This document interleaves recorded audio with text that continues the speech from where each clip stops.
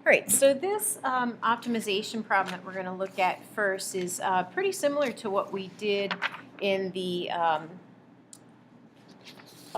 with the box problem that we did in class. So if you look at this one, we have an open top box. The dimensions are 3 feet by 5 feet, so that part is different. There's a box that was quite that large. So let's go through and set up a sketch for this. So if I'm looking at a box, the original paper here is 3 feet by 5 feet. And then they want me to fold up the sides of this box so that we have a maximum value. Right, so if I divide that up then and I fold these pieces up, I don't know how much I'm folding them up by, so I'm going to call these corners. They're little squares, so they'll all have the same dimensions there with X. So if I fold this box up then, it no longer has a length and width of 3 and 5. Now I'm really looking at this little piece is this side of the box. This little piece is this side of the box. So if you think of that in terms of the values that we have in this problem here, if I subtract out these two little x's, the width of this box here is no longer 3. It's 3 minus those two x's. This front side here is no longer 5. It's 5 minus these two little x's on the end. And then the depth of the box is these corners that we folded up, and it's going to be x units deep. So that's what my box is going to look like when I put it all together. And they want us to maximize the volume. So I'm going to need to take my volume formula, and for this box it would be length times width times height, which would be the 5 minus 2x. 3 minus 2x, and the depth is x. Now you can decide what you want to do. You can do product rule with this if you like. I would just FOIL it out. If you multiply together, the derivative will be much easier to work with. So if I multiply, I have 15 outer and inner would give me minus 10 minus 6, so minus 16x. Last times last would be 4x squared. And then if I multiply all those by x, I'll have 15x minus 16x squared plus 4x cubed. So that is my function. If I want to find the derivative then, because I want to maximize this, and if you notice for this problem, we didn't have a secondary equation. You have one variable through the whole problem. You were able to write this length times width times height with one variable of x. So let's find the derivative. So my derivative then would be v prime. Derivative of 15x would be 15. 16x squared would be 32x plus 12x squared. And we want to set that derivative equal to 0 so we can find critical values. Now the bad news is this one does not work out so well. So if I do my quadratic formula on this one, I would have the opposite of b, which would be 32 plus or minus the square root of b squared. 32 squared is 1024 minus 4 times a is 12 and c is 15 all over 2 times my a, which is 12. Now you can simplify this. You can put this in your calculator and get some decimals. I have 2.061, something like that, or 0.607, around the 3 decimal places. So if you look at this box, I can eliminate one of these answers right off the bat. If you try to plug in this 2.601, if I plug that in right here, that's going to give me a width that's a negative value. So this value is outside of the domain. My x can't be that large, otherwise I won't have a length for that side there. So my value for x should be this 0.607. We need some units with this, so we'll make that feet. But I have to prove that this is a maximum. How do I know that I've maximized the dimensions for the box? Because the process to maximize and minimize are exactly the same. So we can do the second derivative test or first derivative test. I'm going to do second derivative test because this derivative is not too hard. So second derivative test, which means if I'm trying to maximize, I want to show that the curve is concave down, which means the second derivative would be negative. So if I look at this first derivative, my second derivative then would be 24x minus 32. And my value that I want to plug in, or I want to test, is that x value of 0.607. So if I plug in 0.607 and subtract 32, 24 times, well, if it was 0.5, it would be 12 minus 32. This value, I don't care what the number is, but I do know that it's going to be negative. So then I can say since E double prime is negative at x equals 0.607 feet, x equals 0.607 feet is a maximum. Because V is concave. If it's negative, it's concave down. If it's concave down, it looks like a frown. So that's that first problem there. And you have to write that justification step to show that it actually is a maximum or is a minimum, because it could really be either one, because the process is the same. All right, let's look at this next one here.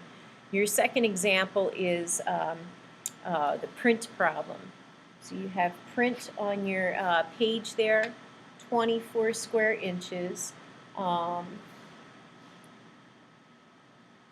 and bottom margins are 1.5.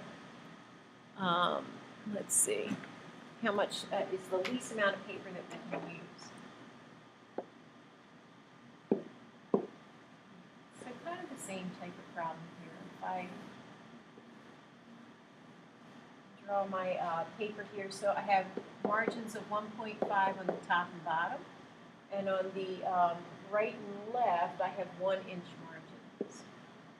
So if I call the dimensions of the print x and y, here's where my print would be, then this side would be x plus the two 1 inch margins on either side, which would be x plus 2. And this side here would be the y plus the 1.5 and 1.5, so y plus 3. So the area of the print would be xy, and they gave me the value for that. Needs to be 24 square inches. Okay. This is my secondary equation. That's what I'm going to use to solve, to plug into the primary equation, the one that we're going to maximize or minimize. We want the least amount of paper used, so we want the area to be a minimum. That's going to be the amount of pages. Okay. So if I can minimize that value, the dimensions for each page would be x plus 2 and y plus 3. But I don't want both of those variables in there. So that's where this secondary equation comes from. So we can solve this for either equation, whichever you like. I solve for y. So make that y is 24 over x. And then down here, I can take out that y, and I can plug in 24 over x plus 3. So this is going to be the equation that we minimize. That's what I have to take the derivative of. But you may want to simplify it a little bit before you do that derivative. Or you can leave it the way it is and do product rule. I'm going to FOIL it. So if I multiply first times first, that just gives me 24. The x's cancel out. The outer gives me 3x. Inner gives me 48 over x. Last times last gives me 6, which is 24 and 6 will give me 30. 3x. I'm going to make that 48x to the negative 1, just so that derivative is a little easier to calculate. Okay, so we're ready for derivative. So a prime, derivative of 30 is 0, derivative of 3x is 3, and then 48x to the negative 1 is going to give me minus 48x to the negative 2. And set that equal to 0. So 3 equals equals 48, and I'm going to put this 48 on the other side here over x squared. So I moved this to the other side and divide it by, put the x squared in the bottom. And you could go like that, cross multiply. 3x squared is 48. If you divide both sides by 3, you'll get x squared is 16. So x would be plus or minus 4. We're talking about the dimensions of a piece of paper, so negative 4 doesn't make any sense, just positive 4. And then we could plug that x equals 4 back into this secondary equation to get my y value. So if I do that, I would have 24 over 4 would equal my y, so my y would be 6. And then last, we need to go through and prove this one pretty colored. There we go. We need to prove that this is going to be a minimum. So I'm going to do the second derivative test again, since this first derivative was not too awful. So if I look at this first derivative, a double prime is going to be the 2 times the negative 2 times the negative 48 will give me 96. To the negative 3, and if I plug in my x value of 4, that would be 96 over 4 cubed. I don't care what it is, but it's positive. Positive divided by a positive would be a positive. So this tells me that my curve is concave up. Concave up looks like a cup, so that means since a double prime is positive and x equals 4, a is concave up, so x equals 4 is a minimum. Right. And then they ask also, what are the dimensions of the page? I think I missed this in the first one there. So the dimensions of the paper then, if x is 4, this would be 4 plus 2, which would give me 6. I think it's inches is what we're dealing with. And if I plug in y is 6, we would have 6 plus 3, which would give us 9. So this side here would be 9 inches. So the dimensions of the page then would be 6 inches by 9 inches.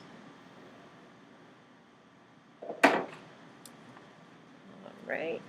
I think we're supposed to do the cone or the cylinder problem here. We'll have to add that video in. Sorry. Let me see what the next one is. All right. So this one's a distance problem here. If you we want to calculate the distance and make this distance a minimum value. So if we go through, if you look at this graph, this curve, square root of x minus 8. It looks like that, and they're saying here's this point 12, 0,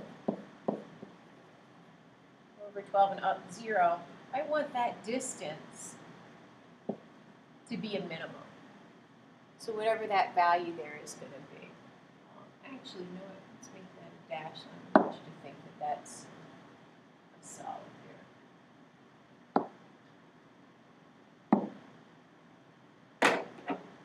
Just one more time.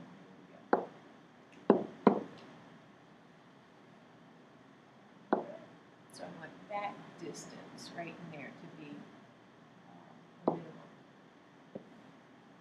All right, so if you think about where is that point going to have to be,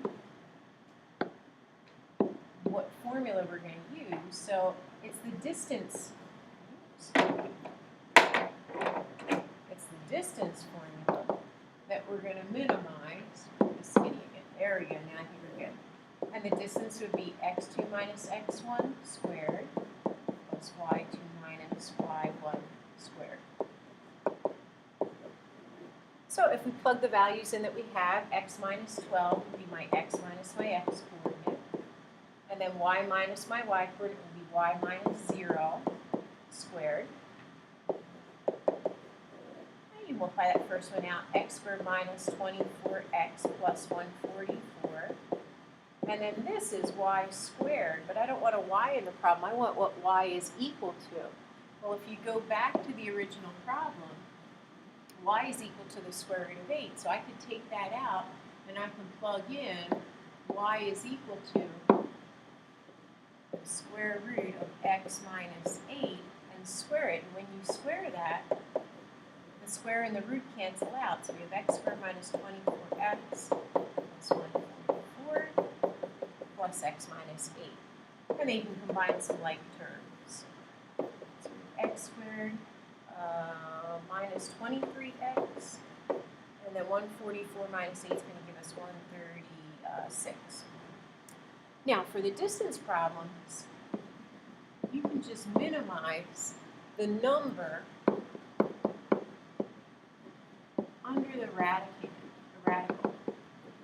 So I don't need the square root in the problem. I can just minimize this x squared minus 23x plus 136 and not worry about the square root for this problem. It works for all the distance problems, so it's kind of nice.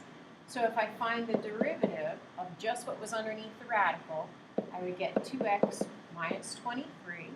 If I set that equal to 0, I get x is 23 halves, so that's my x coordinate. My y coordinate then I would get from plugging 23 halves back into this original equation here, x minus 8. So that's going to be 23 minus 16, which is going to give me square root of 7 halves. So that's the coordinates for my x and my y value. So 23 halves, comma, square root of 7 halves. And then the last thing I need to do is I need to make sure that I prove that I've actually found a minimum. So you could do the second derivative test for this one. Because this is my first derivative. If you take the second derivative, you're going to get 2. And 2 is always positive. It doesn't matter what value you're plugging in. So your statement would be since d double prime is positive, you could even say for all values, including our critical value. That means d is concave up. This is positive. So x equals 23 halves is a minimum. And that's what we were looking for, was a minimum distance there. So any of the distance problems, you can use that little shortcut where you don't actually do the chain rule with this square root down here. You can just use that, just the number underneath the radical, and it makes the problem a lot easier to go through and do. All right. Hold on and figure out where that little thing went to stop recording. Here it is.